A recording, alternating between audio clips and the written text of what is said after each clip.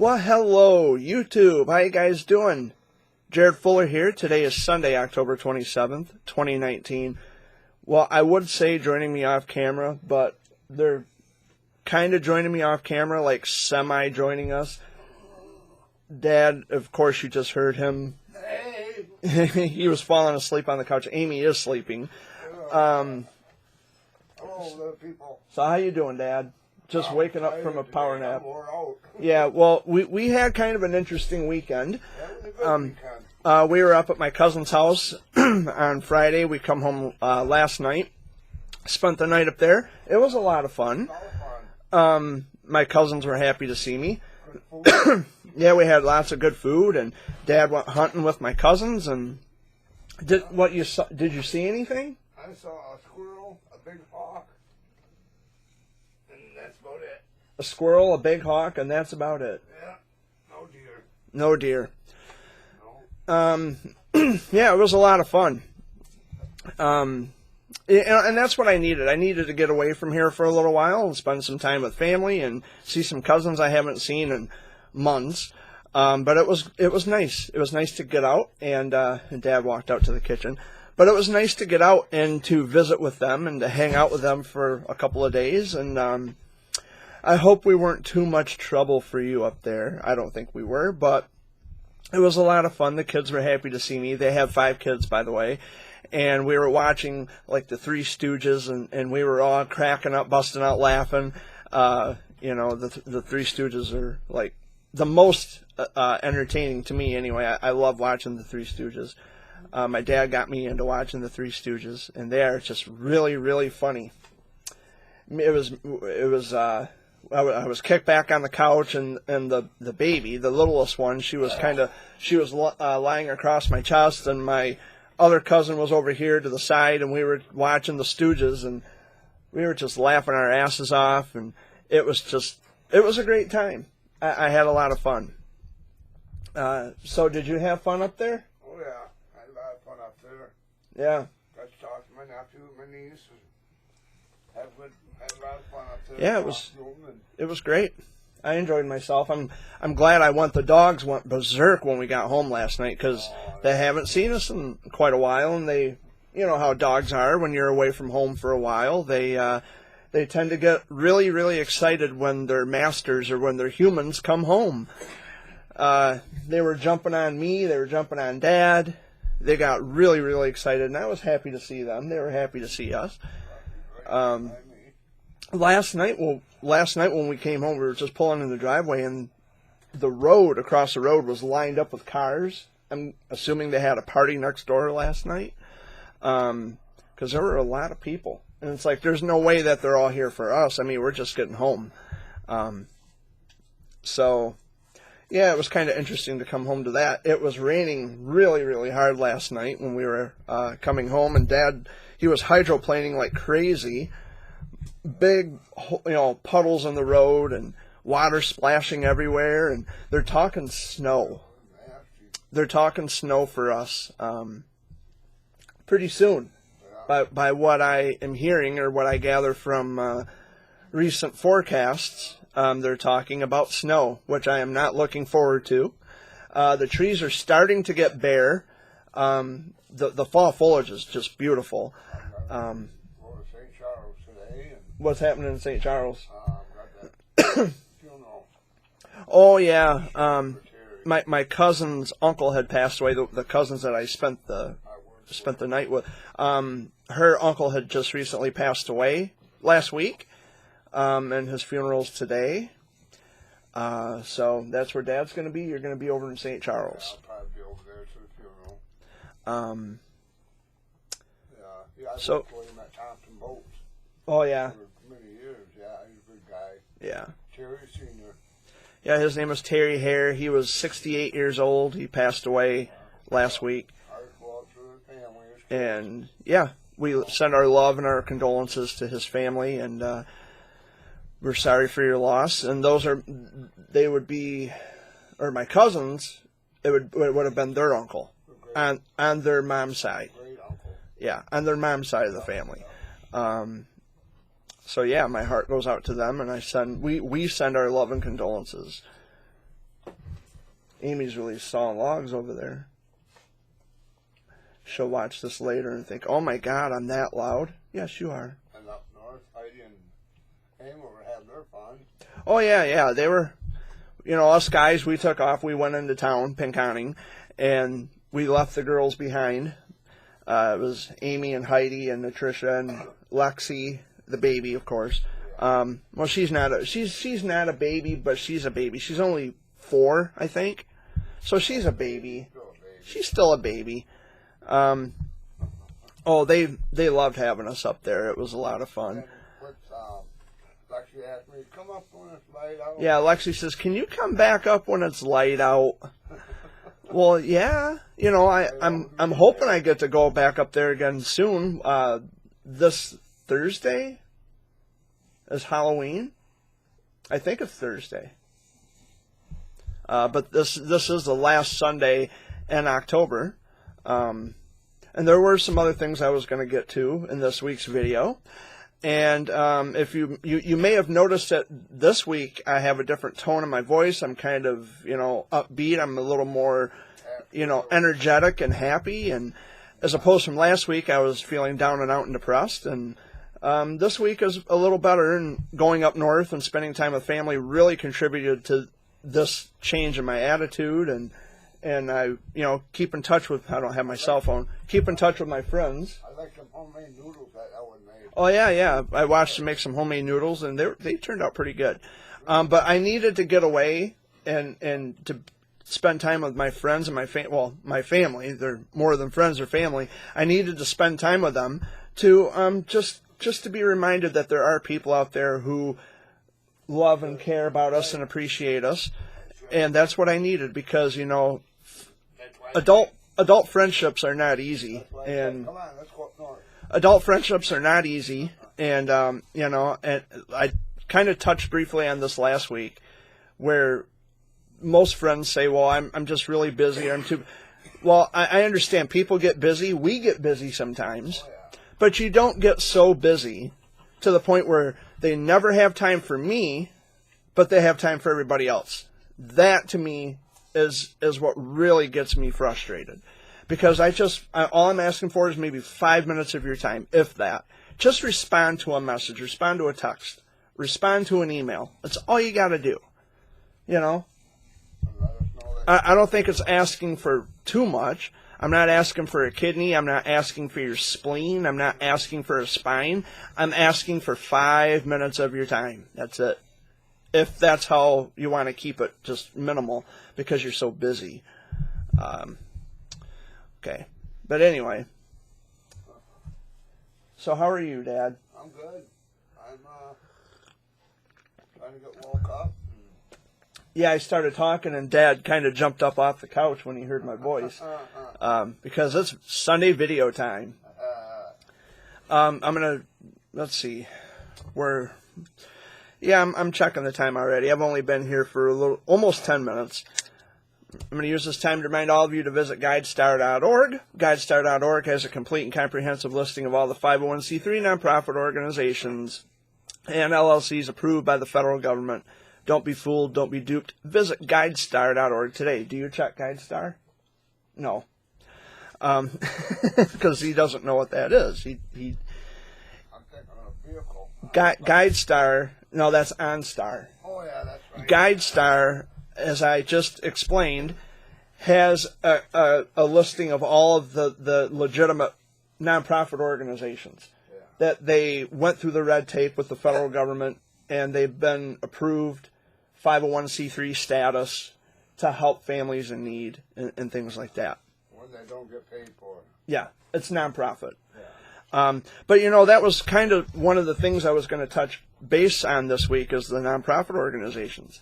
Now, I've never had a nonprofit organization. I'm not a CEO of a nonprofit organization.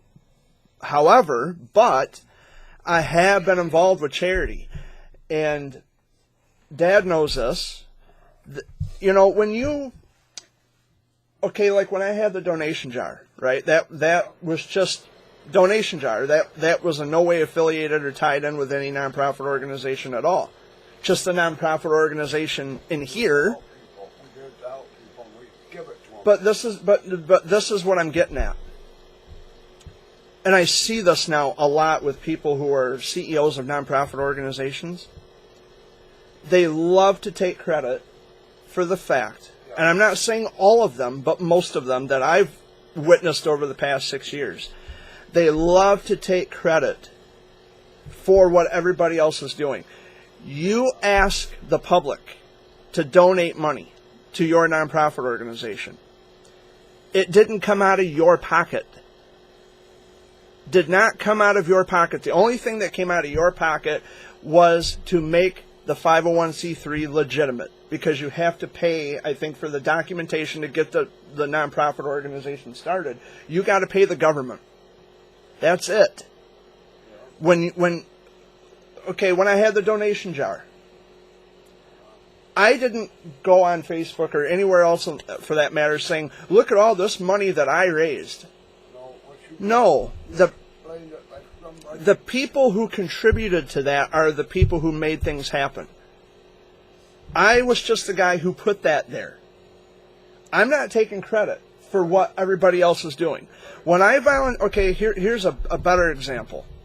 When I volunteered my time at the Children's Hospital, answering telephones, for the radiothon, and how I phrased it, and I remember how I phrased it. We raised tens of thousands of dollars. I didn't do it. The people who called in, and I was just the person who was there to answer the phone. I'll take credit for being the person who answered the phone and recorded the pledges. But I'm not taking credit by saying, look what I did. And the hospital will even say, we don't take credit. We're not the ones that are doing this. We hold the events, but it's really the people who donate. The money that we allocate from the money that the public sends into us, they are the ones who are making this happen, not us. We're just the facilitator. We're not taking credit for all the money that comes in. This is not coming out of our own pockets. It's coming out of the pockets of the people who feel generous enough to donate the money. Well, that's what I'm saying. It's the people who donate to the nonprofit organizations. They are the ones who are making things happen. It's not the people who are CEOs or the people who are, setting it all up. Although they are the people, they're there to bring in the money, but they are not taking credit for, well, look at all the money I raised. They're not waving checks on Facebook of large sums of money because they have something else that's quite tinier, if you catch my drift. They're not waving big fat checks in the air to make up for something else that's much smaller. If you follow what I'm saying, because we have people on there on Facebook anyway that I recall anyway. Maybe they're still behaving this way. I don't know.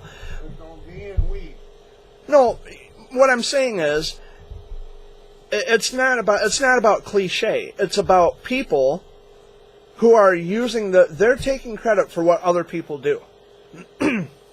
They're saying, well, look at all this money I raised, and they're waving big fat checks on Facebook, taking pictures of large sums of money, like the checks.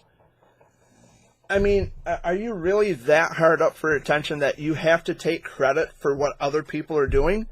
That, to me, is absolutely absurd. The hospital doesn't even do that. They don't say, well, look at all the money that, I raised for this. Okay, we are happy that people are generous enough to donate money to the cause, and that's the way it should be. We are happy. And I say we because if I'm there and I'm recording pledges and answering phones, I am a proponent of that. But I'm not in any way coming on YouTube or going. I never went on Facebook and said, look at all this money we raised, and I'm waving big fat checks in the air. I did hold up, I didn't hold up the cardboard sign. It was the other people who held up the cardboard sign, and I was standing behind it, taking a picture. Just for the one where the money's coming in to help them. I didn't pull this money out of my ass and hand it over because I didn't have the money. I was there to answer a telephone. And the hospital doesn't even say, well, look at how amazing we are. We had all this money coming. No, they will even go on record as saying it's the people, the people who make donations, the people who call and make pledges. They are the ones who are really and truly making the difference. We are just the facilitators. We're just there to take whatever, to take the donations. We're not taking credit for, look at us. We're, there's no championship title to be won. There's no medal for prestige. We're in it to help people. And that's what we've done. And I say we because if I'm there, I'm going to take credit for being there. I'm not taking credit for, gee, I pulled $100,000 out of my ass and I'm just giving it to the hospital. Look at me. That's absurd. And the CEOs of a lot of these nonprofit organizations are the same way because they will go on social media and they will brag about all the money they've raised. Yeah, well, sucks to be them to have to actually brag about how much money they raise. And I pity people who are just looking for the validation. It's just awful the way people behave when they see money. Like they've never seen money before. It's really absurd to have that mindset.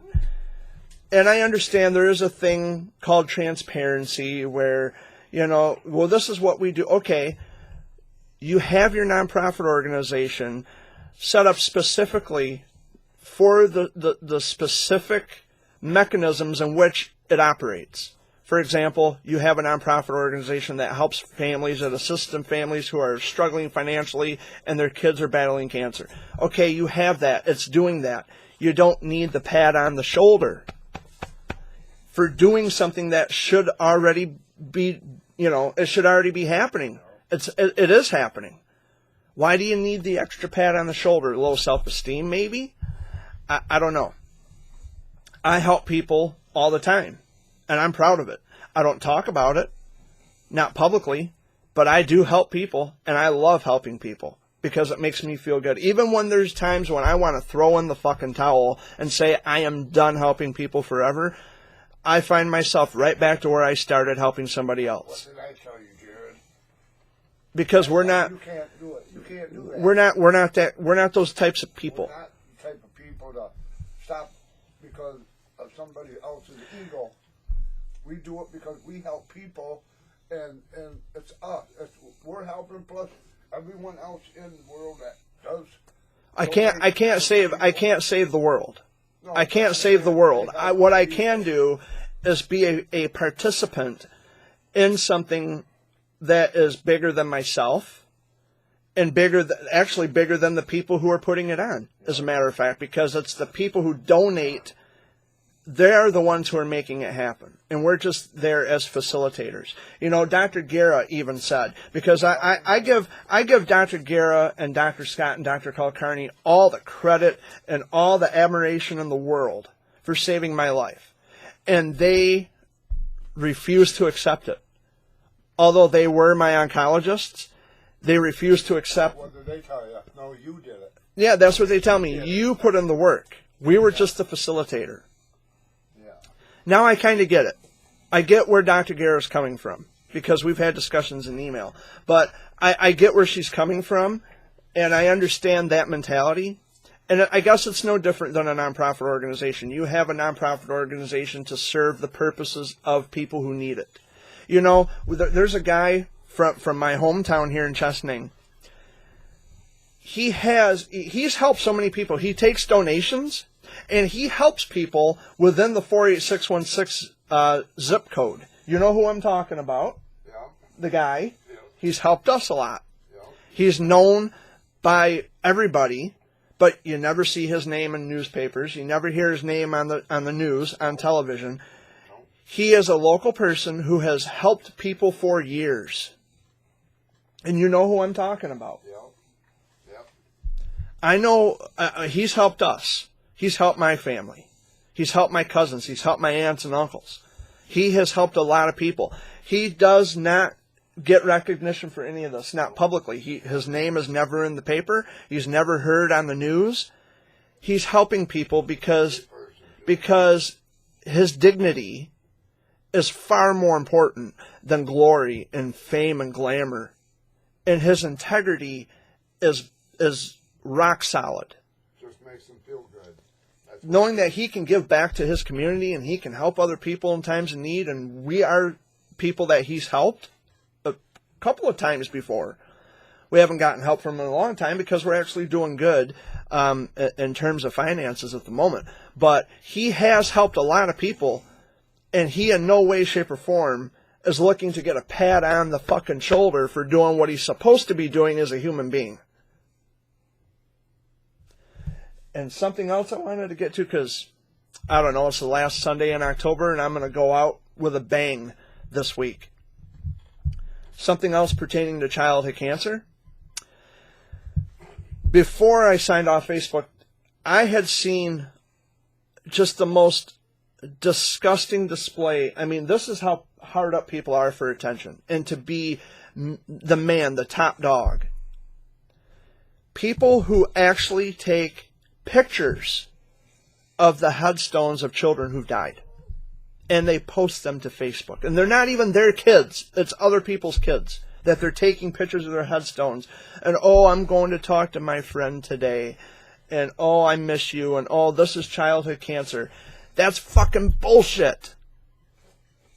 Are you so hard up that you're going to go and take a picture of a child's headstone, a kid that's not even yours? You're going to take a picture of their headstone, and you're going to use that to elevate your ego because you're feeling so insecure about yourself? How fucking disgusting are you? And I could never do that. You know what? I'm gonna tell you something. There is a little boy who passed away. And yes, every so often I do visit his grave. You don't know this because I've never told you. But I do sneak over and I go to his grave and I talk to him. But you know what? I don't need to make a video about it. I don't need to take pictures because I'm not feeling so inadequate about myself that I need to use someone's dead child to elevate my ego to feel good about myself. Are you fucking kidding me? I have had to sit through that when I was on Facebook. I had to sit through this, and I've had to watch people act so selfish and arrogant to the point to where they're going to they attend the funeral, but they go to the headstone, the actual gravesite of where the child is buried.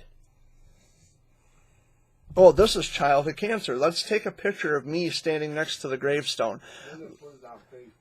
Yeah, and let's take a video of me next to the headstone. I've never met this kid. That's sad. To do that for somebody else's child. Yeah, Facebook, it's hard enough for the family to know that their child is there, but to show it on Facebook where the headstone is and they see it on there, that just scares them out more. And it's, how can anybody be okay with that? That's my thought. That's sick. It's disgusting.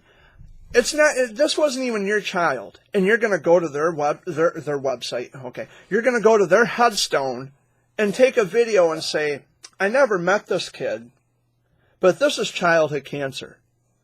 This is where they end up." Are you kidding me? That's not any way to raise awareness. And people are okay with this, and it just blows my mind. But when the parents see it on there, I could never do that to my friends, people that I actually know whose children have passed away. And they live nearby, by the way. How could you be so disgusting and degradable? I would never be so grotesque as to go to their child's grave to take a picture or to take a video. I would never even take a picture of the child laying in the fucking casket. Which people had taken pictures. And they put it all over Facebook. Oh, this is childhood cancer. This is what happened. You know, if the parents want to do that, that is their decision. That is their prerogative. It was their child. If they want to take pictures of their child's headstone, that is entirely and completely up to them. And I'm not shunning them for that because it was their kid. This is how they raise awareness. But when you are someone who was just a friend of the family, I'm getting worked up. You were just a friend of the family, and you're going to go to their child's grave, their headstone, Yeah. just to make yourself look good, you are a piece of fucking shit. Damn straight. Damn straight. And every time I bring something up, and I speak bold truth to people who do not like it, every time I talk about this, oh, well, Jared Fuller, he's saying something that's really hurtful and degrading about me, I'm going to sue him. Fuck off. You're litigious. Fuck off. That's what you feel. You can't sue somebody based on the fact that someone says something that you don't agree with. You can't sue them into silence. You can't make empty threats of suing someone because they say something about you and your character that you don't like because, hey, if I were like you and I lied to myself and everybody around me, I guess I would be pretty fucking mad too. Because someone out there actually sees through your bullshit and they don't sit by and be quiet and not say a word. Well, sorry, that's not who I am. I'm not going to stand by and not say anything. This kind of shit is happening more and more every day, and your ego is getting in the way of bigger and better things to come. Different if they took past it and they put it on TV, you know, stuff like that. That's a whole different Well, thing. But if when they yeah, start taking pictures, because it was a news story that they had covered, and the parents wanted to have their child's story out there as a means of raising awareness, which that's fine. I'm not attacking the parents of these, of these children. As a matter of fact, they just had there's another little boy who was diagnosed with cancer, and he lives out in the Thumb, and they had a spaghetti benefit dinner for him, a little boy. I missed it because I was up north, and quite frankly, I didn't have the funds at the time. But that was a decision based on the parents. They said that it was okay. And they're the ones who actually put the story out there. It's their way of raising awareness. I've been asked to speak on television from the local news outlets because I am friends with lots of people in radio and television news media, but I declined. Simply because it is not about looking good. you feel like it's not your. If I want to, because they've asked me, Jared, would you share your story about what you had gone through? I don't have enough time in a day, and most newscasts are only a half hour long. It would take up the entire fucking show and then some. Because I had gone through a lot myself. But I'm not trying to look good in front of anybody. I'm not trying to pass off this image to where, gee, I guess I'll just take pictures of someone else's dead child's headstone. Because I feel so unimportant. Yeah. You need to seek a fucking psychiatrist.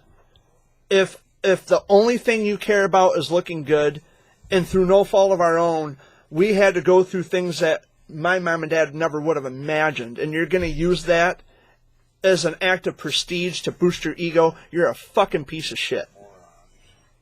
You are a piece of shit. Bottom line. Yeah, and that does get me upset because I would never think to do something like that. Never. I would never use someone else's dead child. I would never take a picture of someone else's child's headstone. And I wouldn't make a video saying, I've never met this kid, but because I need attention, I need to be the top dog and everything, I'm going to use someone else's downfall to boost my ego. Fuck off.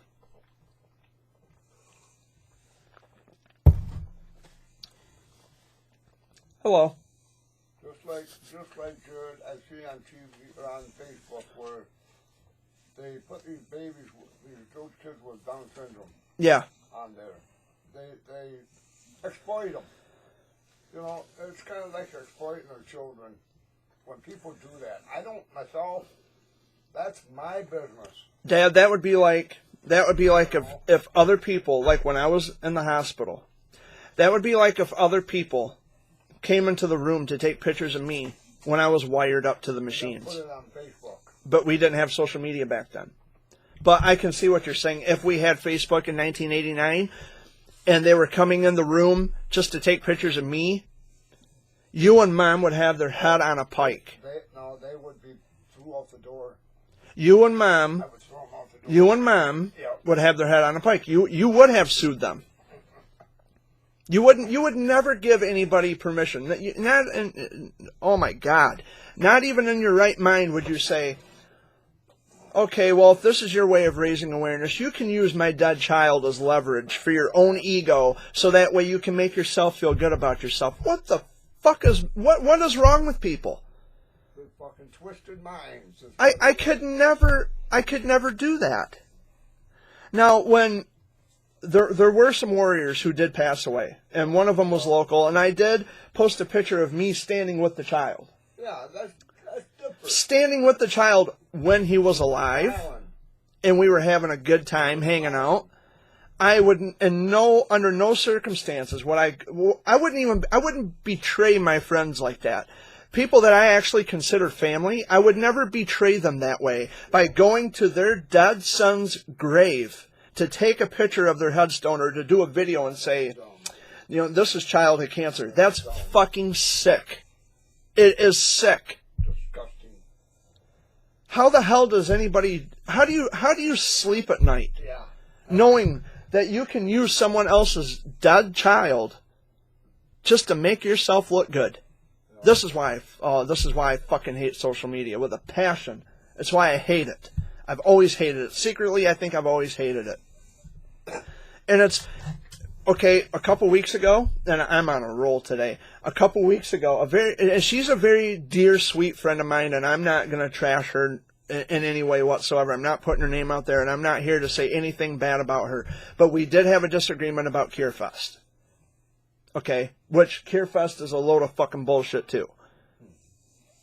It's a big, have you heard of this? It's a big mass of people who get together on Capitol Hill and they turn it into a fucking beauty pageant. And it has nothing to do with childhood cancer at all. Oh, well, they talk about their kids who passed away to keep their, and it's parents who get up to a podium and they talk about their children who passed away, which is fine. Keep your child's memory alive. I have nothing against that. But the rest of it is for show. It's for show. They have cameras everywhere, pictures, people who are shouting through a fucking megaphone. It's idiocy at its best. And my friend, she supports it. And if you're, I love her to death. And in so many words I told her, if you choose to be complicit with stupidity, that's your prerogative. But it is way beyond anything I could ever imagine to be something that's beneficial, or we're going to bring change and we're going to make childhood cancer awareness so much to the fact, we're going to put it at such great heights to where, it's going to generate more funding, more money for research dollars. Why? By how is it going to do that? By getting on a stage and having a rock concert? It's not farm aid, for Christ's sake. Kierfest, really. I mean, Kierfest, the name in and of itself is bullshit. There is no cure for all cancer. And anybody who's ever been directly impacted by that would fucking know that right away. There is no cure for all cancers, first of all. Second of all, why should it be made into a festival? Why should it be made into a festival? We're talking about, this is not a community. And I've said this in any number of ways and any number of videos. This is not a community. What this is, we are a demographic of people, we're a demographic of a population of people governed by a similar disease. That's it. That's all we've ever been. We are not a community, because in order to be a community, you got to have a very important element that makes a community, and that's called equality. There is no equality. People don't get treated the same way across the board. There's a lot of ass-kissing and groveling and heads up each other's asses every which way all the time. This is why I'm happily detached from the superficial garbage that is Kierfest and all these people who they're posing in front of cameras. I'm done with all of it. I am happily detached from stupid shit like that. And, oh, Jared, you turn your back on the children. No, I would never turn my back on children. I turn my back on the superficial ideologies associated with a movement that doesn't even exist. It's never going to get better. I hate to say it's never going to get better. Because our system is geared to value money over people. I don't know why this is such a shocker to anybody. It's always been that way. It's never going to change. It's never going to get better. I'm sorry, I hate to sound like such a downer, but it's the truth. And while I do love my friend dearly, and I'm not looking to end a friendship, she knows that we have our disagreements, and it's okay to agree to disagree on some things, and we're still friends, we still talk. But it's like, you know, if you want to support stupidity, that's your prerogative. I choose to stay over here in the peripherals and watch this sinking ship that hit the iceberg a long time ago. I am happily detached from trying to fit in with the in crowd. I'm so over it.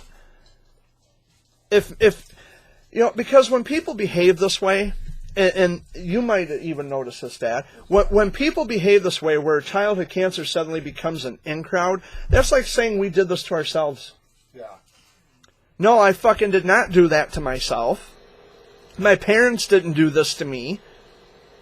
This is something that happens through no fault of our own. And while I do understand that there are people whose children are they're dying, and they're looking for support groups.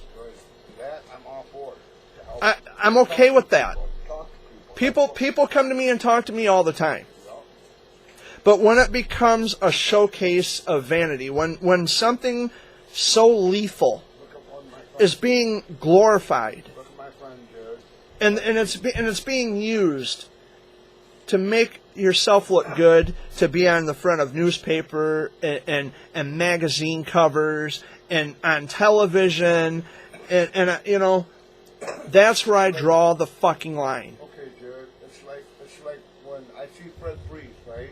Yeah. I always ask him, "Hey, Fred, how's your daughter doing?" Mm-hmm. And he said, "Oh, she's doing great, man. She's working and doing this. That. Yeah. How's your son?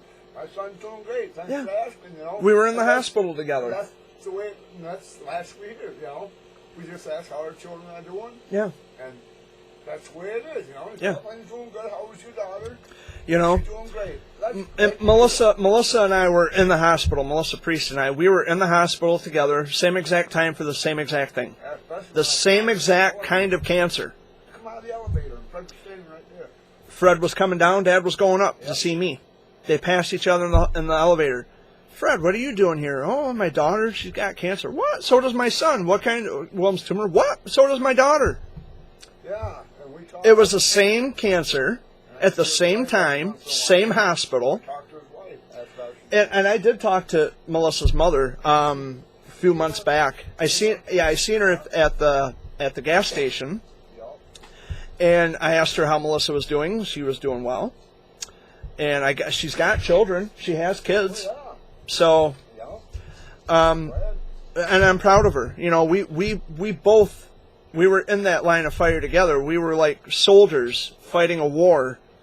But we won the battle, but the war will never be over. Like Fred said, and I said too, Jared. Never say never. No, never say never. Never have your children. Never underestimate the power of nature, because you just never know. But you know, with Halloween coming up this Thursday, talk about something fucking scary. Hearing that your kid has cancer, talk about scary. That's worse. That's the worst thing you could ever hear in your whole life. And you know, because it's a very delicate thing to talk about, and I know I'm going to piss some people off. You know, they're going to listen to this. Oh, he's bashing all these movements and initiatives. Yes, because I I look beyond what I see at base level. I look beyond the surface of what everybody else is seeing. Do you know why that is? Because I was beyond the base level of how anybody who's indirectly impacted by childhood cancer looks at it. I was one of those kids behind the closed doors, behind the curtains. I was the child getting chemo and radiation. And yeah, I'm very well aware of the vincristine shortage. I've heard so much about it. And again, it is this idea that our system is calibrated to put money over people, which is fucking appalling. Fucking appalling. That is the kind of shit that grinds my gears every time. And when I see this on the... Actually, I didn't even see it on the news. This vincristine shortage. There's not a single... Nothing was said about the vincristine shortage on the news. No. No. Do you know why? Because October is Breast Cancer Awareness Month, which I have... There was? I did see it once. Once. I have nothing against my sisters who are breast cancer survivors, breast cancer patients. Good for them. If they're survivors, good for them. Yes, I'll applaud that all day long. It's nothing against my sisters who are my sisters in pink, because breast cancer, the color pink, represents breast cancer awareness. So nothing against my sisters in pink. But it ain't just women. It's guys too now. But we hear more about this more because it's our culture, and you know, we're obsessed with tits. All right, that's how it is. This society, this culture is obsessed with titties. That's why the pink gets so much awareness, because it's boobs. I don't want to change nothing, Jared, but You don't want to change find anything. A cure for everything else, but they can't find a cure for. And it's no slap in the face to my sisters in pink. I'm not degrading or downgrading them at all. I'm not trying to make them feel less important. I'm not trying to make their awareness or their advocacy less important, because it's not less important. But we hear more about breast cancer awareness and childhood cancer. It's kind of about it. It is fucking sickening, and it's upsetting. And I wish more would be said and done, just as much as the breast cancer awareness community. It just doesn't work that way. And no matter how you look at it, the system is calibrated to value money over people. It doesn't matter what kind of cancer you have, doesn't matter if you're a man, woman, or child, they care more about money than people. Okay, that's enough. Come on now. Come here. But we're getting way out of hand today. I don't care. Just the way you feel. That's what you're gonna say. You know, I'm sick to death of people who are using this just to make themselves look good. They wave these checks, large sums of money on Facebook. And, you know, they use these lab rats for like finding cancer cures and all this other stuff. And they complain about they don't have enough money for the cancer research and stuff. Yeah. Stop giving people $80 million to live on. Just two people. Come on. Oh yeah, $80 million. To kind of change the subject a little bit. Yeah, but there was a couple from here in Michigan who won $80 million, and they have 21 grandkids, 7 kids and 21 grandkids. Kind of sounds like Uncle Danny and Annie Lane, because they have 7 kids. Every one of those grandchildren. Yeah. Houses. Yeah. But you know, and I see where you're getting. If they got all this money to be given away in a lottery, why not use that for better things like, I don't know, childhood cancer research? Yeah. You know, sounds legit to me. Those houses are homeless. But, well, homeless. Here's an idea. How about we have less? How about we have fewer and fewer fucking golf courses, and use the real estate for golf courses to have houses built for homeless people.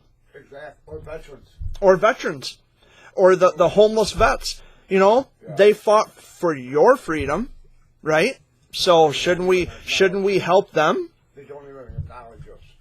Well, and I'm not trying to equate childhood cancer with veterans, but now, and that, based along that same principle, now you know how I feel as someone who survived cancer, kind of like a veteran of childhood cancer, and I'm not trying to overlap that with military, Right. but now you kind of know how I feel.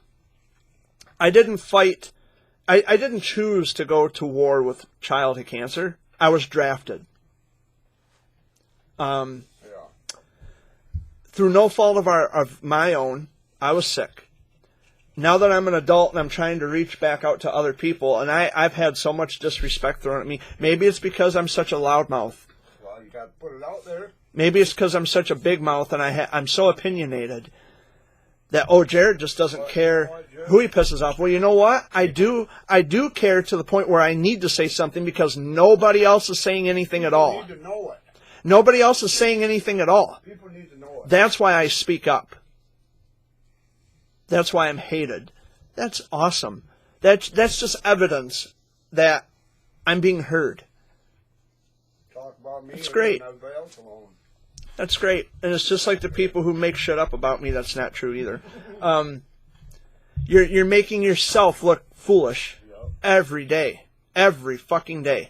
When you have the guts and the nerve and the audacity to go and run and tell people, oh, well, Jared is this evil person. And my friends have asked those people, well, what did he do? Do you have evidence of this? Do you have something to show me that would convince me that he's a bad person? They run. The minute they ask for evidence, those gossiping people run. They scatter like the fucking cockroaches they are. No, they run. They avoid. They elude. They scatter like the fucking fleas that they are. Avoid the questions and then they run. Because they know they've got nothing. There is nothing. Where my cancer diagnosis, there's mountains of evidence. My oncologists are still alive. I have paperwork. I have questions in writing by my oncologists. And they are great people. I love them dearly. The hospital, on the other hand, I used to think highly of them until they show their true colors and they lack professionalism. Sparrow. They're going to go by Facebook. That's your fucking problem. They're going to go by Facebook. That something was supposed to And can't find evidence. And here's something too. I was actually interested in having a fundraiser for Sparrow. I was actually going to try to raise money for them. Not looking like a hot shot.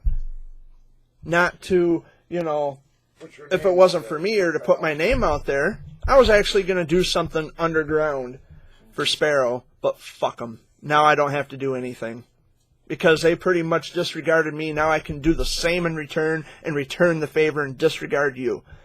Because between all of you and myself, I actually give a fuck about truth. I am on fire this week, and I love it. I love it.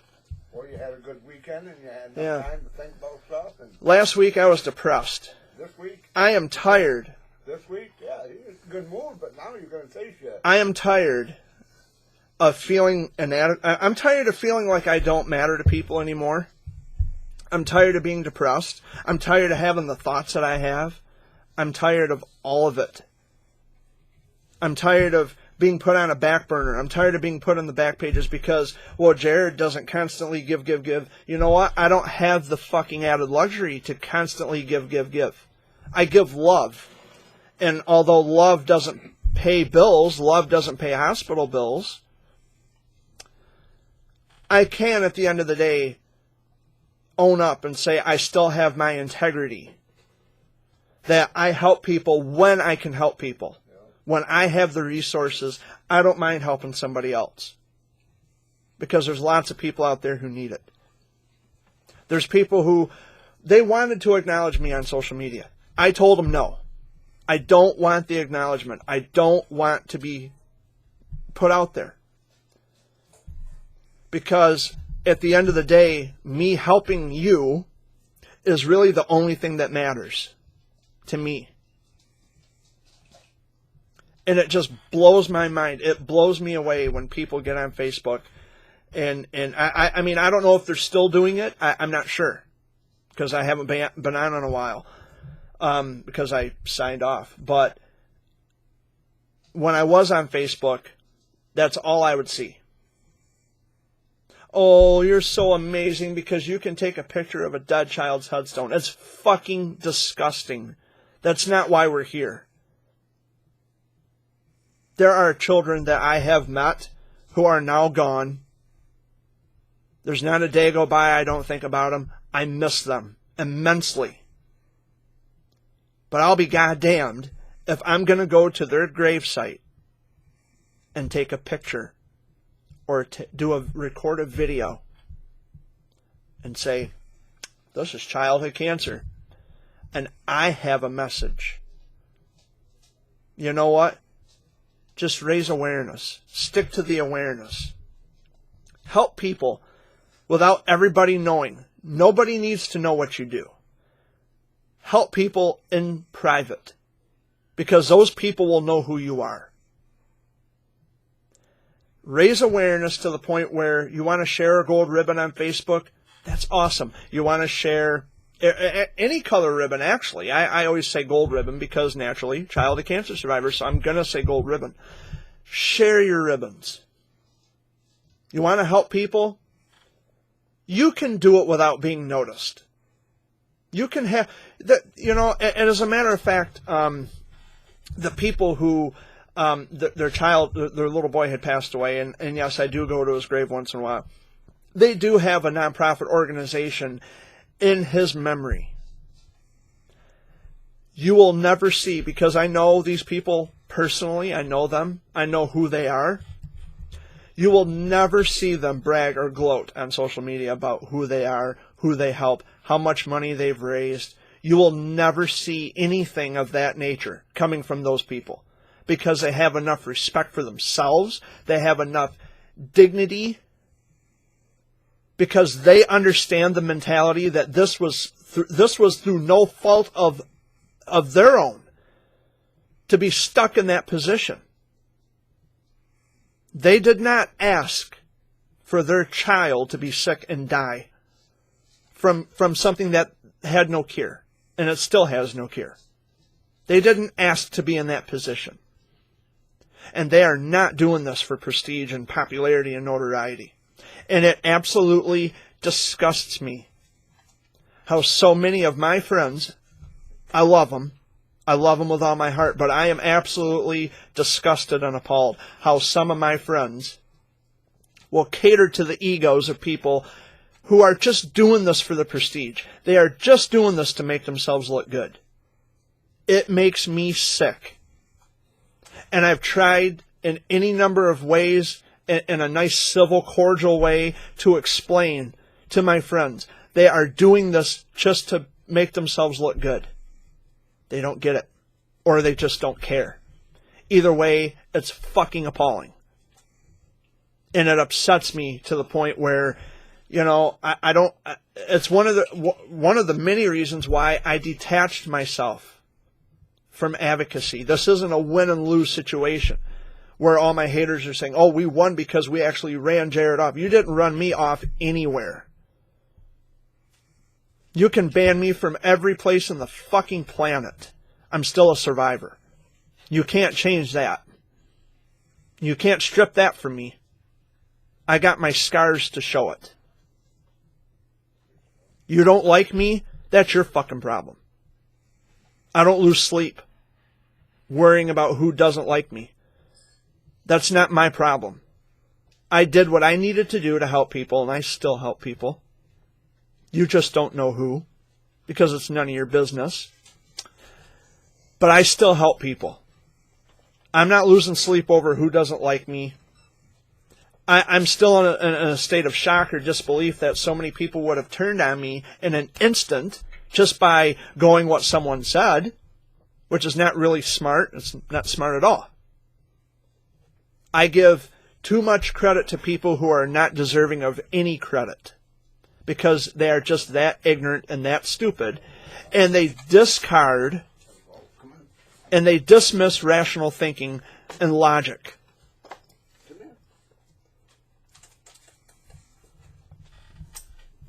But I am on fire this week. I had a good weekend. Hey, Bart. That's my dog, Barkley. I kind of wish Amy was joining us this week because I know she would have something to say too, but she's snoozing and I'm not going to wake her up. No, she had a good time up there, though. Yeah, we all did. It was fun. It was fun. And yeah, I was really vocal this week. It feels good to get it off my chest. I feel better There you go. because of it. And if I piss people off, well, not my problem. Gotta be pissed off and pissed on. You know, it's not my deal anymore. I'm just speaking truth. The people, and you know, Dad, this is the thing that gets me. They try to lord this over me by saying, well, Jared turned his back on the children. I would never, ever No, you did. turn my back on the Warriors. No way, no how. Shut up. Not now, not ever. I would never turn my back on your children. Never. I turned my back on this ideology that we all are deserving of trophies and medals and plaques for being the most prominent advocate. And there are lots of podcasts, people who they're into the podcasting. They promote this ideology that somehow everybody's deserving of a participation trophy, or who can be the best activist or the best advocate and do the most in a short period of time. You know what? Let me tell you something. I did the work. I lived childhood cancer. I breathed childhood cancer. I shared the story lots of times with people. Just recently, actually. The day that my chemo port was removed, which it was 30 years ago this September, because the sedative didn't work and they had to just pull the port. And my mother said I screamed so hard that I started to gurgle. It was like blood gurgling, screaming, being only 3 years old. You know what? I've been there and done that. I put in the fucking work. And I'm here to talk about it today. I'm not saying I have moral superiority over anybody else because, no, I don't. I don't. That's what separates me from everybody else. I actually view everybody else as equal components to childhood cancer. Everybody who's been directly impacted, I view them as equals. I don't put myself above them. I don't put myself beneath them. I have always tried to promote egalitarianism within the childhood cancer world. Not everybody wants it. They want to be at the fucking top of the summit. Well, I'm sorry, but that's not how it works. It's only in your head. You're living under a delusion. People who are grown need to fucking start acting grown. Because this is getting way out of hand. And this is why so many people are turned off by it. They turn away. They don't want to get involved anymore because of the shit that goes on within the group of people. It's not a community. And you can tell me that it is all day long. I'm not convinced. In the beginning, I was naive thinking that it was a community. No, it's not. Because there's no equality. That's how you make a real community work, is by promoting equality. That doesn't exist in the childhood cancer world. Because just because I say things that piss people off. Well, Jared, you say things in the most worst times when the parents are going through the shit with their kids and you're saying things that upsets them. They need to hear the fucking truth. They need to know what's going on. Don't hide the truth. They need to hear it. Everybody who's directly impacted says that childhood cancer is raw. What do you think I'm doing? I'm telling you just how fucking raw it is. And people are unreal. They behave unrealistically.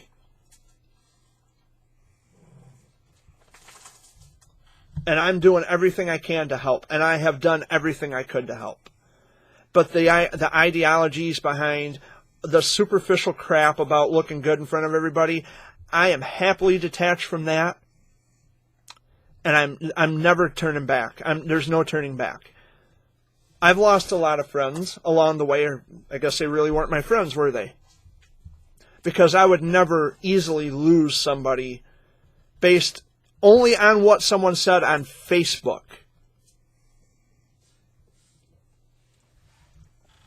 And you know, Ruth and I aren't together anymore, okay? But we still talk. We're still friends. We're still friends. We talk. It wasn't a knockdown, gory, bloody, drag-out argument, you know, between the two of us. We're not a couple anymore, but we still talk, which is good. I'm always happy to be friends with her, and I'm always here for her anytime she needs me. But word's going around now that the haters are the reason why Ruth and I split up. No, it's not. No. It's because Ruth and I live in two different states. Yeah. And it may be hard for me to see her sometimes. Long distance relationships are difficult. They are. We had a mutual understanding that we can still remain friends. And I'm okay with that. It has nothing to do with what people are saying about me. She tells me she still cares about me. She texted me last week and said, I still care about you. I still care about her too. A lot. I loved her with every breath I took. Every fiber in my being. I loved and cared about her, and I still love and care about her. But just because we're not a couple anymore, this isn't a win-win for the haters. See, we convinced her to pull away from Jared. That is a crock of fucking shit. Because you don't know half of the shit that Ruth and I talk about. And it's none of your business. And it's none of your business, exactly. This is mutual between me and her. This is private matter.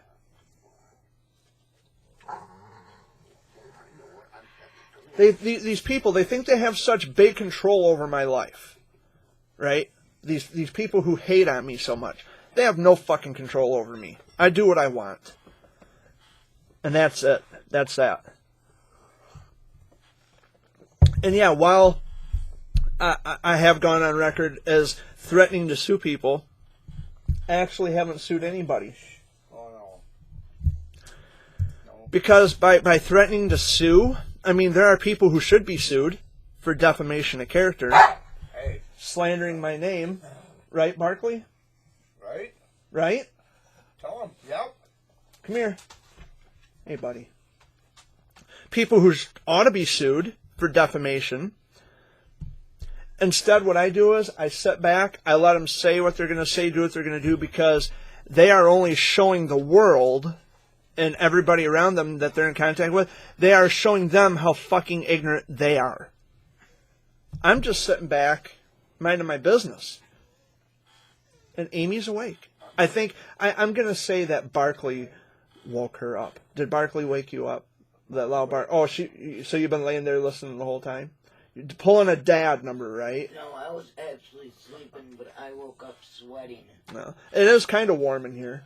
But it's I'd rather it be warm than cold, because it's been cold. So Amy's just now joining us after being on here for... Shut the hell up. You gotta go out? An hour and 4 minutes. At what time? So, hello, sleepy eyes. Come here. We had a great time, though, up at Heidi and Elwood's over the weekend. Go out. Don't go outside. See, even the dogs have something to say in my videos. That's okay, though. That's fine. Oh, shit. But I don't know if you heard all of it, Amy, but I got a lot out this week. Got a lot off your chest. You missed it. I missed it all. Well, there'll be a playback. I'm sure you can go back and watch if you have the time to spare, about an hour. There. But I got a lot off my chest this week. There are always some things that need to be said, and I don't have a problem addressing it. And that's why so many people get mad at me, because Jared is just being a dick. Well, you wouldn't like me that. Well, if me being a dick gets the point across, then so be it. Then I'll be a dick all day long. Hey, Jared. Tell him if you think I'm bad, you should listen to my dad. Yeah. My dad But- get on here and he tell you but- it's the way it is. If that's the way it is, then so be it. Yep. It is what it is. There's a reason why I'm not associated or affiliated with any nonprofit organization. There's a reason why I don't, like, I volunteer my time you know, and I volunteer my own time, even when I'm not associated with anything else. I did that. I volunteer my time. When I bend it, it snaps. Arthritis. Okay, Okay. I'm in the middle of a point. Okay. Make your point. Even when I'm doing my own thing, I don't need, you know, the validation. Now, see, I forgot what I was going to say. Thanks a lot. Well. Yeah, this is them. Fucked me up. I was in the middle of a freaking point.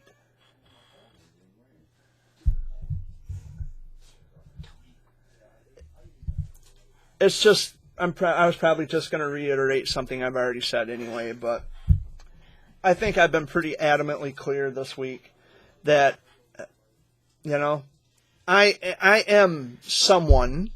I don't have to be top dog in anything. I am somebody. I'm a survivor. And like I said prior, before you woke up, excuse me, I can be banned from every fucking facility across this planet. That's why I didn't hear it I'm still a survivor, in the bathroom. right? Yep. Yep. Yeah, you just walk in, you don't even know what I'm talking about.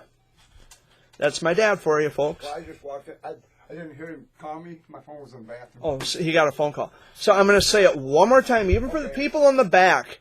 Yeah, one more time. For the people in the back.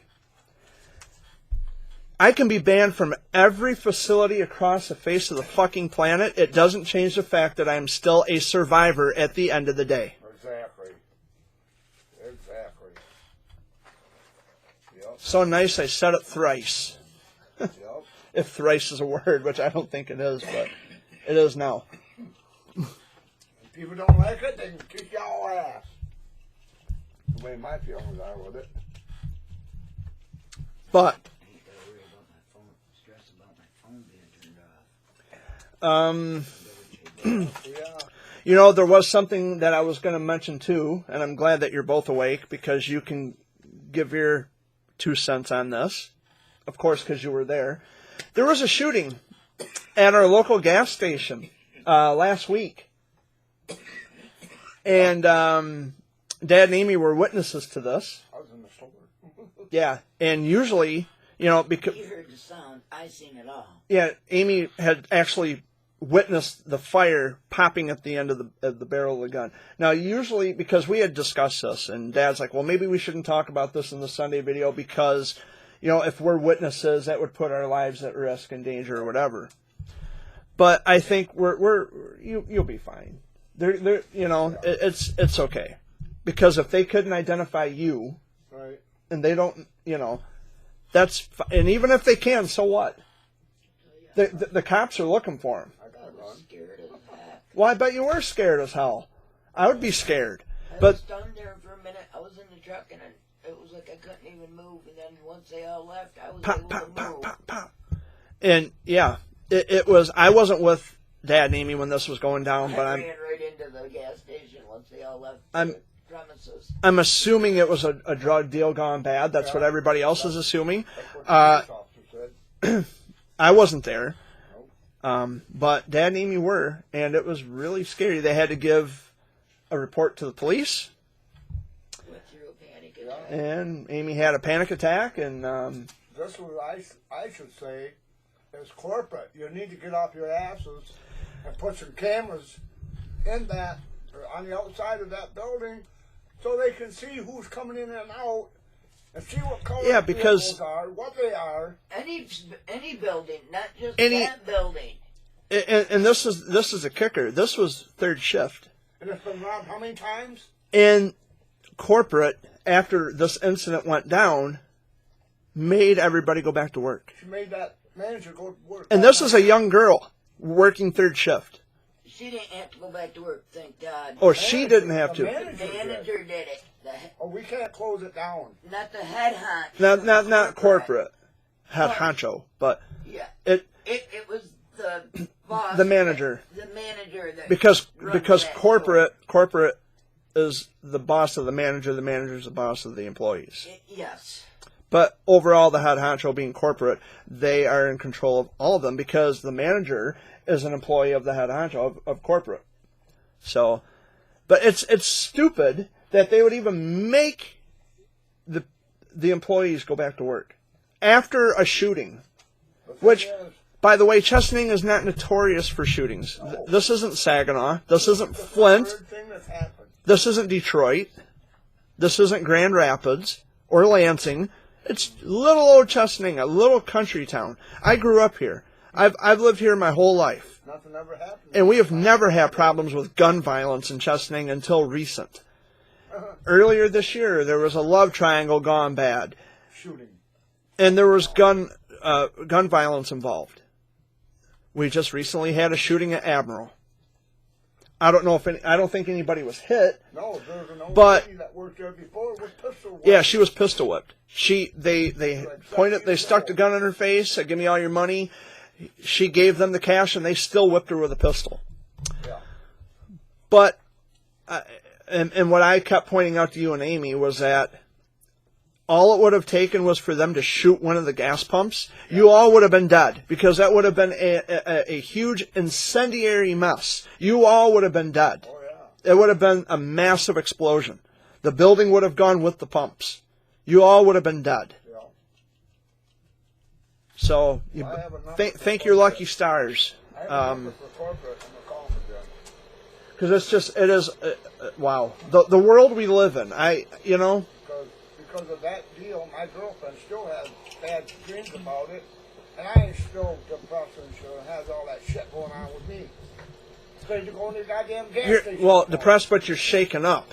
You have this anxiety going on. It still bothers me, Jared. That's why I'm calling. It's this anxiety that festers up when you witness something like that, where my life flashed before my eyes. I could have fucking died. I was just in ER right before that. Yeah, they were coming home from I Owasso. told them I wanted to die because my arthritis was so Yeah, she bad. was suicidal ideation, is what they had on your paperwork. But they were coming home from Owasso from the hospital because Amy's having a difficult time. She says, "I wish I'd just fucking die. I don't care about life anymore." Well, they went to the gas station and she almost did. Yeah, and now she says, well, I ain't gonna say Now, if that doesn't wake you up, I don't know what will. You know what? At night, I already told Dad, I'm not staying in the vehicle. I'm going in.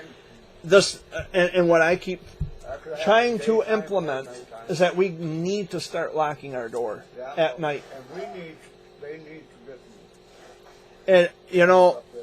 because there have been times like last week Yeah. where people just walk in without knocking. No, you need to knock on our door. Have some respect for the people who live under this roof. Knock on the fucking door. That's what you need to do. That's the sound we need to hear. Not banging like the police. A simple knock on the door. Have some respect for the people who live here. I shouldn't even have to ask that. People should have the common fucking knowledge and the common sense to do that anyway. But look who I'm talking about. The people who lack it. When it's needed the most, nobody has it. Another thing I'd like to say, if you don't mind, Uh, sorry to change the subject, Go ahead. but these patients that need to be put in a hospital for depression issues, they do not need to shove them away. No, they need to consider every case. That's mental health. I And mean, someone comes in and saying they just want to die, and they pass that because you've been out of the hospital from 2017, yeah, and they feel you can handle yourself now and pull yourself out of it. Well, what if that person is so deep that yeah.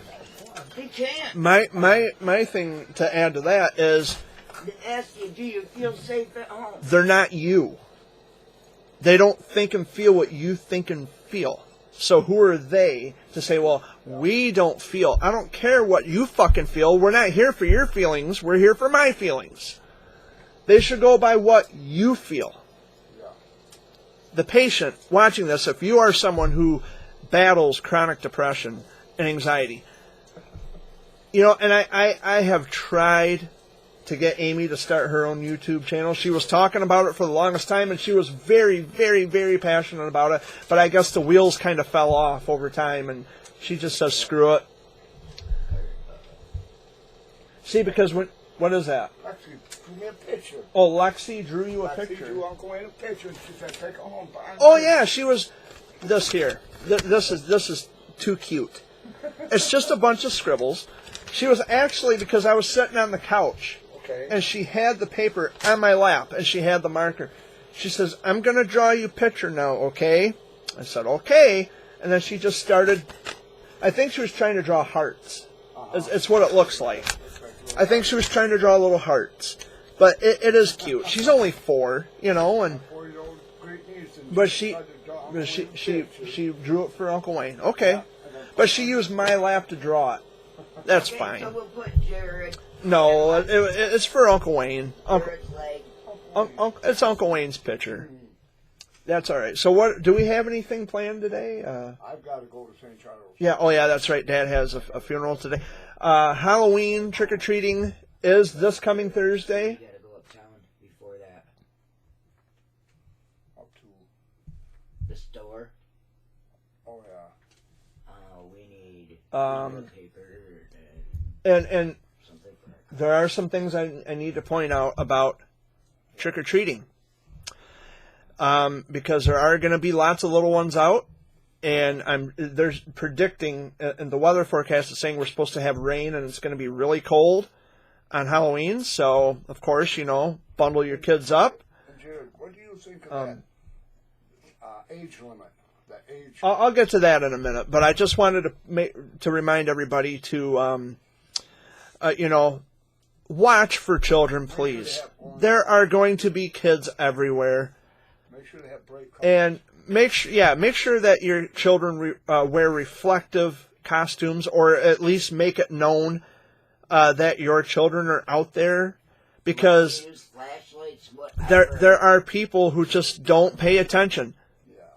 I mean, we are now in the day and age, and it's sad, where people are looking down, texting while driving. There are children out there who are going to be trick-or-treating, collecting candy. There is nothing so important And as safety. and parents. Put your fucking phone down and pay attention to the road. And parents. Be aware of the children's candy. Yeah, and of course, check the candy before you let your kids dig in. Make sure that there's nothing. Don't let them eat nothing. Even if you gotta take it to a cop shop. Yeah. Check it. Don't eat any candy where the wrappers have been tampered with. Throw it away. Not just that, they're finding right in a full bag of candy now. Yeah. They're finding marijuana in the candy. Right, I've heard of that too, but usually you can tell if the wrapper's been tampered with. That they tell you don't eat it. I'm not going to be. I don't even know if I'm going to. But I'm going to wrap this up, and I just wanted to say, be mindful and just be safe and have fun. And Dad did mention something about age limits. They're implementing this where there's a certain age where you cannot go trick or treating. Okay, I'll be back. So I'm Okay. see you people later. All right, take it easy, Dad. Yeah, going to St. Charles. But and Dad did bring this up. There are people or states rather, who are implementing an age limit on trick or treating, which I think is so stupid. Up north. Didn't Heidi say that they got that up there? I don't know. I know in some states they're saying this, and even some of the smaller communities, they have ordinances where there's a certain age limit on trick or treating. Yeah. I think it's bogus I because don't think we have it here yet. no, because if there's if even people as old as 17, 18 years old, kids out there collecting candy, they're not getting in trouble. Then who knows if there's a child that's home, not feeling good, so they've got that bag for that child. Yeah, they go out and collect the candy for the kid who can't go out. That's what I used to do. Yeah, I think it's ridiculous. I think trick or treating, Halloween should be experienced, and it's fun that should be had by all, not just children. Yeah. I don't know. To me that's absurd. Are expensive on the costumes now that the kids want. Yeah, it's all gotten expensive, but I think that's absurd. They should really backtrack on this age limit stuff. Yeah, they should. It's nonsense. But yeah, there was a lot to talk about this week. I didn't think I'd have so much to say, but that's all right. I'll Sorry, I missed the majority of it. Oh, that's fine. I'll talk all day long if I could, but I I was just up don't have the energy. I was up at 6:30 to get him out for hunting. Yeah. It was raining, so we couldn't go. Then I laid back down till 9. Took my meds. I Laid back down. I had a lot of fun up there over the weekend, but it felt great to be in my own bed again, and snuggled under blankets. And Same here. I didn't sleep good up there, even though It's- Dad was right next to I me. didn't sleep. I didn't sleep as well as I thought I would because it's just a different bed. Yeah. It was a couch, and usually I don't mind sleeping on couches, but it was just a different place, Yeah. you know. And it's like that anywhere I go. Like I can't sleep sound even in a hospital. If I was being seen as a patient, I couldn't even sleep in a hospital, just because it's not home. It's a different place. They literally have to, in the hospital when I'm in the stretch unit, Yeah, they usually have to give me Ativan or something at night. yeah. Something to calm me down so that I can sleep. And it's but I mean, we had fun. We had a lot of fun. I enjoyed it. I loved it. When we got home, Hmm. I added one of those to my pills just to settle down Yeah. from everything that was going on up there. Yeah, but it was a lot of fun. I enjoyed it, and it was nice to get away. And Yeah, it was it was. nice. It was nice to be somewhere where I know that I'm loved and appreciated and accepted. Yeah. They're my family, of course.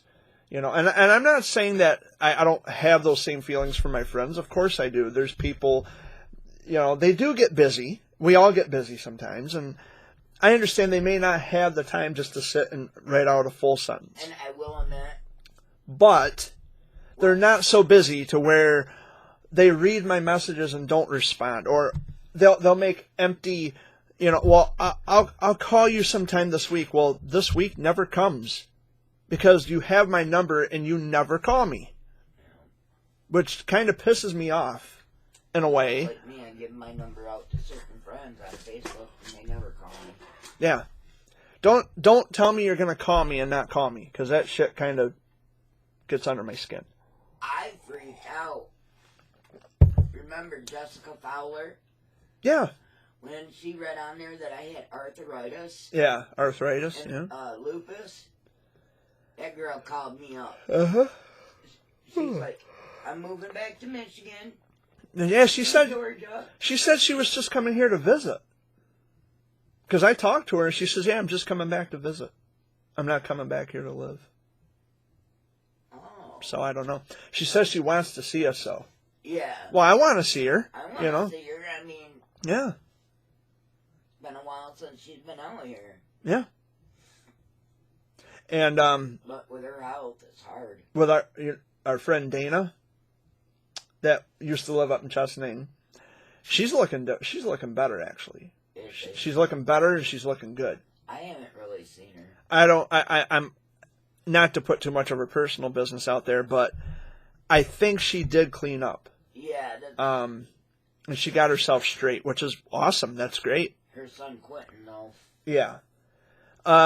It's just weird. She's a grandma now, but it's awesome. But it's For both. it's awesome, but it's weird at the same time. It's like, you know, it's like I'm still trying to understand. Like my brother's a grandpa. It's just weird to frame it that way. Like my brother is a grandfather. You know, it's weird. My parents are great grandparents now. It's just weird, but it's cool. I love it. I finally have my nephew, my nephew Christopher. 3 great grandkids now. Yep. I miss Skylin. I miss her like crazy, but you know, like I said, life gets in the way, I only got 1 granddaughter. and I have never met Chris. I've only seen pictures of Christopher. And Callie. I see pictures of Callie once in a while. But I've never actually met Callie, and I've never met Christopher. I'm hoping that'll change. I'm waiting to run into her in Walmart sometime, or one of the stores. Oh yeah, Walmart. my niece. Yeah, me too. She works right next door to Walmart, so I have to go over there one of these times. I've gone in there. I think I was able to catch her one time, and we had a discussion, and she asked me if I've heard from any of the other kids. No, I haven't heard from anybody. Dad heard from Angel. Yeah, Only just to get a hold of her dad. yeah. Other than that, nada. Of course, we're talking about my nieces and my brother. Of course, that would be his grandkids. It's weird. My brother's grandchildren, but it's cool though. I mean, I finally have a nephew. There's a boy in the bunch because there's a lot of estrogen and not enough testosterone. Okay, so now we have a boy. Let's get some boys in here. That's great though. I love being an uncle. It's one of the greatest feelings in the world. I don't have kids of my own, but maybe someday that'll change. Maybe not. I don't know. Time will tell. But I have been here for about an hour and a half.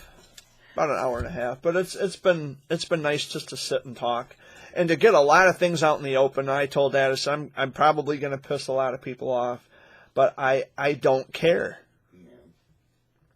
I just don't care, you know. They never seem to care when they upset me, but when I say something that upsets everybody else, well, the shit has hit the fan because Jared Fuller has said something controversial.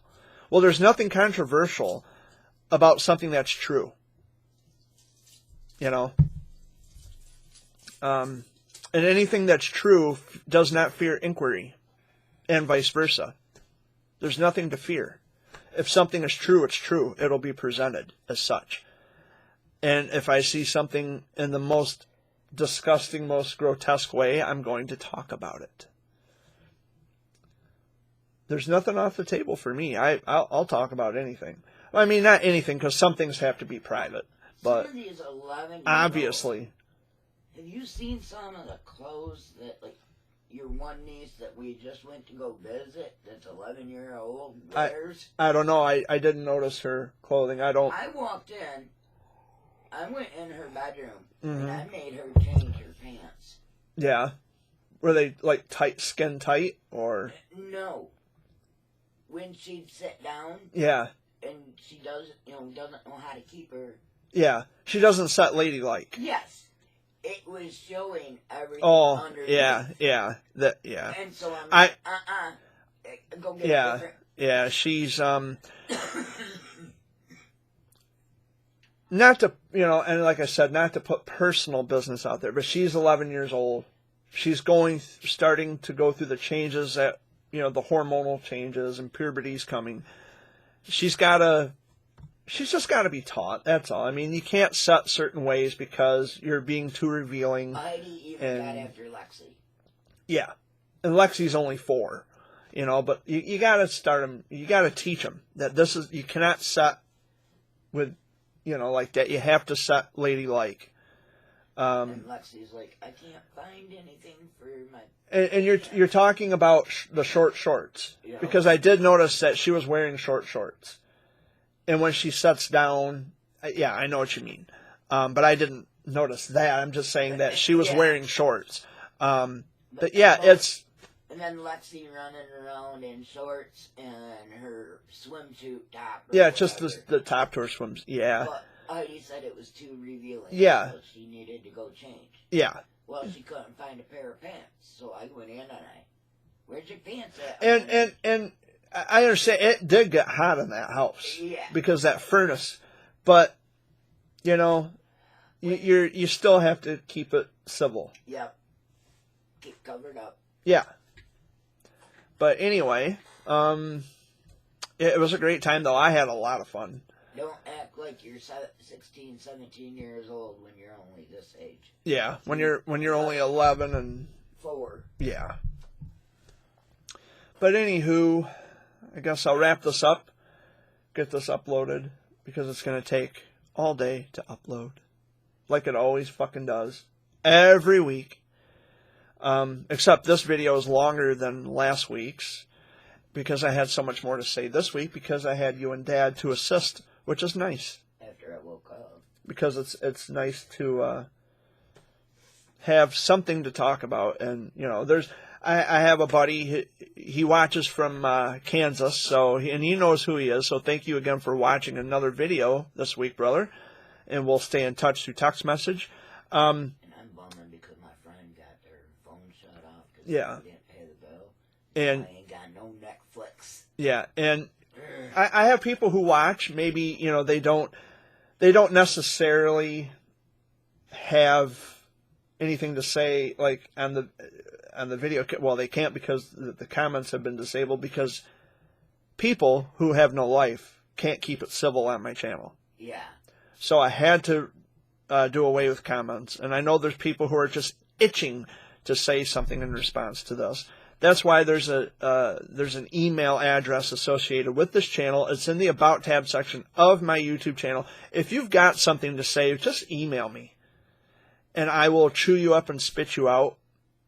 If you're going to be negative, I'll take care of you.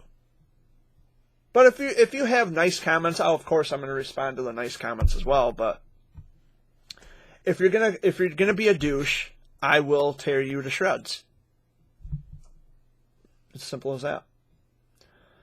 But I guess I will hit the road and say thank you so much again for watching another installment of the Sunday video. It's the last Sunday in October. I will see you next month, November the whatever, because there's 31 days in this month. November 4th, I believe. I don't know. I can't see the calendar from here. The 3rd? Yeah, because Friday's the 31st. Or Wait, no. Hand me the calendar. 31st is on a Thursday. Friday would be the 1st. The 1st. Saturday is the 2nd, and the Sunday is the 3rd. Okay, November 3rd. I will be back here November 3rd.